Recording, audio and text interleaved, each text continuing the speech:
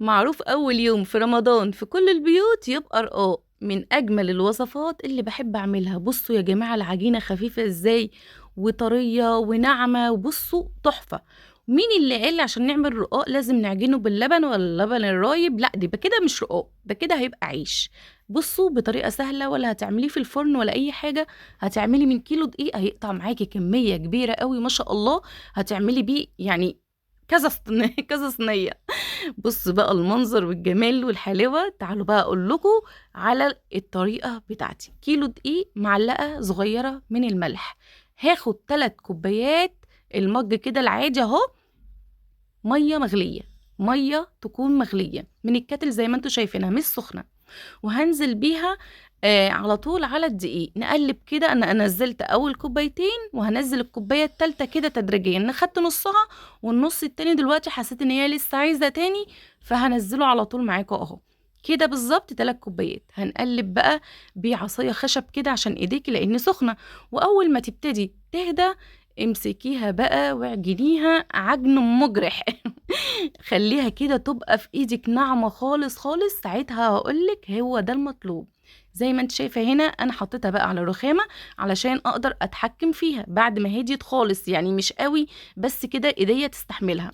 حسيت هنا وأنا باعجن إن لسه محتاجة كمان ربع كوباية من المَيّة، بقيت آخد كده ربع كوباية من المَيّة الدافية برضه وأنزّل كده زي ما أنتم شايفين، فأخدت الربع كوباية كلها، بقت العجينة معايا كده ناعمة وتحسّي إن هي عاملة زي الكريمة، مش عجينة طبيعية.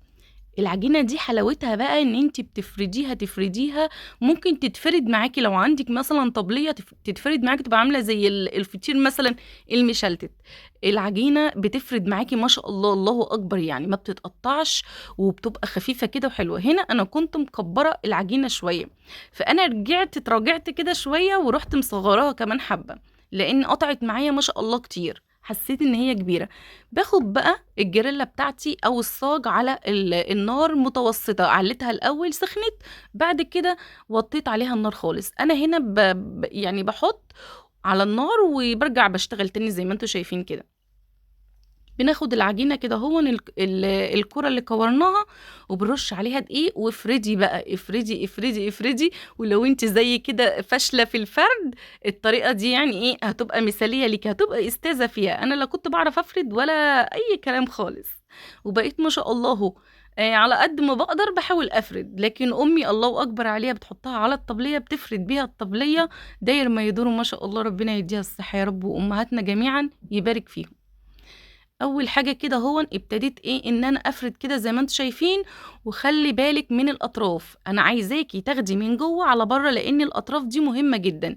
افرديها كده وبعدين حطّيها على الجريلا بتاعتِك على طول على النار، هتلاقيها بقى ما شاء الله أنا عايزاه رقاق طري، فأنا بعد ما باسويه سِوَى كامل ما باخلّيهوش في الصينية ينشف، لأ باحطّه على طول وباغطّيه على طول بفوطة بيفضل زي ما هو طري، وباعبّيه في أكياس وباحطّه في الفريزر. أنا باحب كده يعني، أنا باعشق الرقاق الطري لإن بيبقى بُص سهل، سهل في كل حاجة بقى، مش لسه بقى تطلّعي ويتكسّر منِّك ومش عارف إيه، هو نفس طريقة التحضير، بس أنا باحب أحتفظ بيه زي ما هو طري في الفريزر.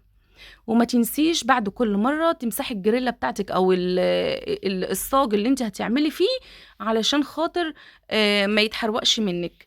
زي ما أنتِ شايفة الله أكبر بادوس عليه كده باضغط عليه علشان خاطر ما يتنفخش معايا ويقلب عيش أو يبقى محمّص زيادة. أنا هنا يعني قبل سِنّة التحميص باقوم شايلاها ومغطياها بالفوطة وباحط غيرها، ما شاء الله زي ما أنتم شايفين كده طريقة سهلة وما شاء الله. يعني لو أنتِ عايزاه محمّص حطّيه على الصينية نفس الطريقة بالضبط، حطّيه على الصينية هتلاقيه بقى محمّص معاكِ ومقرمش وزي الفل. شايفين قطع كمية قد إيه؟ عايزة أقول لكم والله العظيم الولاد بقوا عمّالين يخطّفوا في الرقاق ويدهنوا المربى والشوكولاتة. بُص أنا لحقت الحبّة دول يعني الحمد لله. جرّبي الطريقة دي والله جميلة جدًا وسهلة واقتصادية، يعني ما كلّفتناش حاجة غير كيلو دقيق ب18 جنيه، وليه تشتريه ب30 و40 جنيه، وبيبقى كام فطيرة ما لهمش أي لازمة، وما تعرفيش معمول إزاي. كل سنة وأنتم طيبين.